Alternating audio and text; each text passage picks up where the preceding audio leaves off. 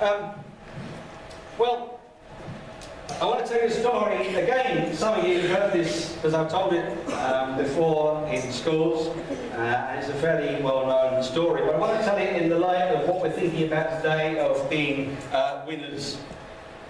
It's a story of a man, a father, and two sons. And they lived on a farm, and they used to do farming and so on, and did very well out of it. But the younger son, the smaller one, the younger one, kind of thought, you know, I'm kind of just doing farming. My dad's got lots of money, and when I get older, normally, my dad would give me some money, and I would be able to go out and do things. But I would like to do it now while I'm young. You know how it is, or perhaps you don't, but when you get to a kind of teenage years, it's kind of, I just want to get out and do something. I just want to break free.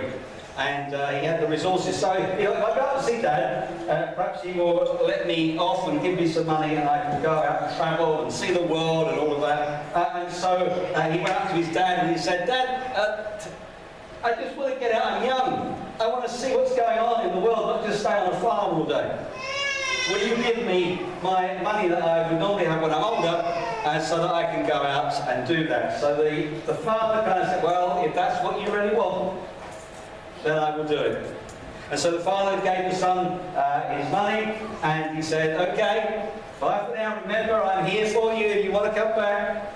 And the son goes, no, I'm just going to go out, I'm going to have a great time. And he did.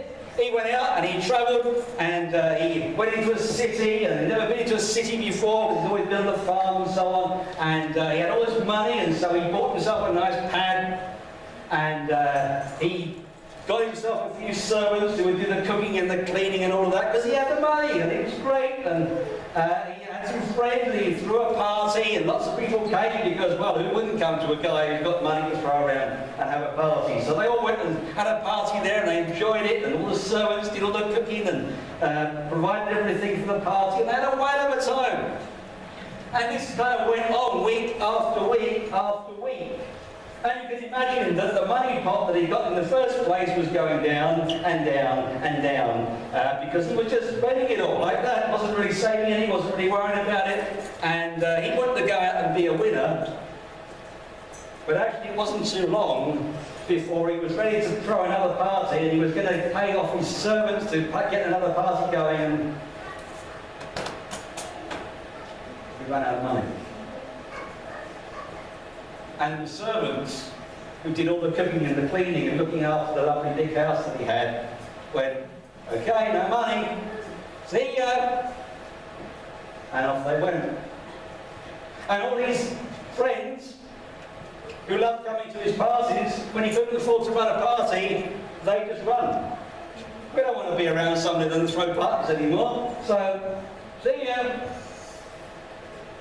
And then, because he couldn't afford the nice pad that he was in, and he had to sell up. And so he had nothing. What a loser. He looked around for a job.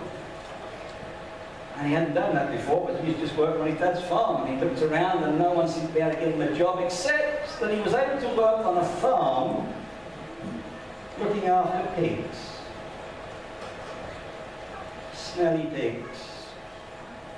And he didn't think much of that. In fact, he didn't even pay him enough really to have a roof over his head, and he didn't really pay him enough to have any decent food, and he sat there one day amongst the pigs and he thought, this is crazy. Because back home, where my dad and my brother are, my dad's got some servants who cook dinners for us, and it was always great there, and the servants even got looked after. They got paid, and they had a nice job there, and here I am sitting amongst pigs and not even getting enough money to do it. Maybe if I go back to Dad and say, Dad, I'm really sorry, and I'm really not worth being your son anymore because I'm a loser. But could you take me on as one of your servants, and I can cook the dinners, or I can do something around the house, and you can pay me for that? At least I'll have a roof over my head and I'll be looked after. So he decided he was so desperate that that's what he would do, and he started to head back And he was practicing his little speech. Dad, I'm a loser now. I'm really sorry I've messed up, but would you just take me on to be one of your servants so I can at least have a place to stay and some money to have and so on. And he was going back, and all the time, his father was hoping that his son would come back. In fact, he thought, I'm sure he will come back, because I know what he's like. He's going to spend all his money, and hopefully he'll turn around and come back home again. And his dad kept looking out every day, and one day he looked out, and he could see on the horizon, over the fields of the farm, he could see his son coming towards him. This is it, he's come back. And his son started to come back towards him. I'm sure he sort of took his time. And I was going to say, practice my words and so on. And finally they met, because Dad was running out towards him, and he was kind of just wandering back like this. And Dad threw his arms around him. Son, you're back. And the son went, Dad, I'm a loser. I've messed up. I've spent all that money that you gave me, the whole lot, it's all gone. And I've been sitting with pigs for the last few days, and would you just take me back as your servant? And the dad goes, shh, you are my son. That hasn't changed. And you have seen that you've made a mistake. So come back, go and have a wash, because you smell of pigs. And put on some fresh clothes, and put on the family ring on your finger so that you say that you are now family again. You're not going to be a servant, you're going to be the family. You're not a loser, you're a winner. You've come back and you've seen your mistakes.